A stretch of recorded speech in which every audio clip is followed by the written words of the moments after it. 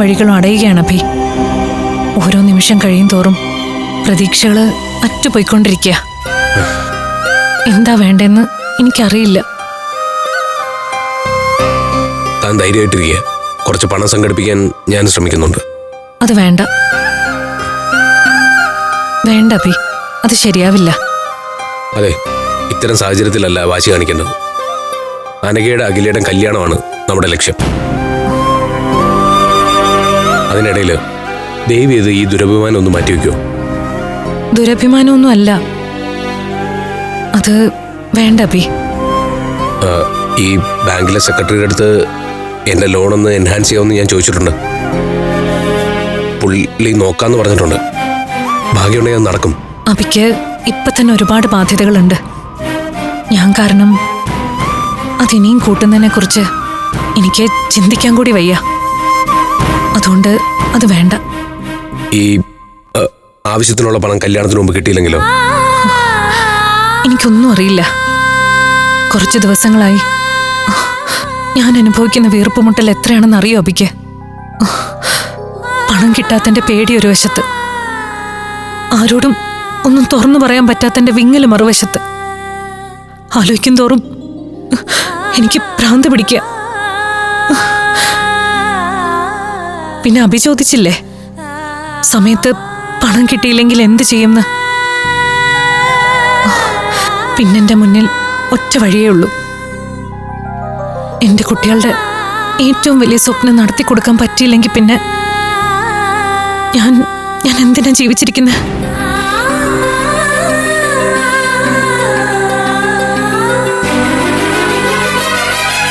അഖിലയുടെ അനഘയുടെയും കണ്ണീര് കാണാൻ എനിക്ക് വയ്യ അഭി. അങ്ങനെ ഉണ്ടായ പിന്നെ ഞാനില്ല.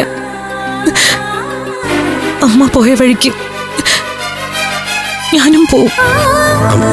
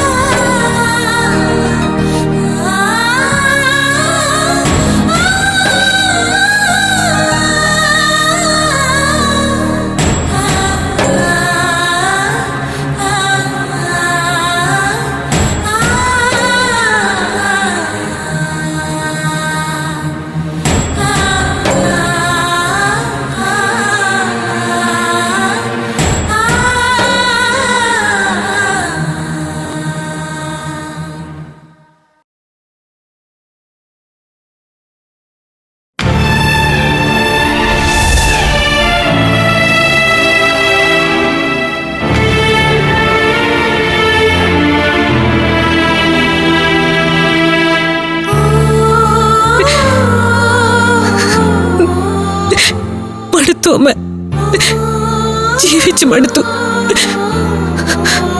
ഞാനും വരിക അമ്മയുടെ അടുത്തേക്ക്.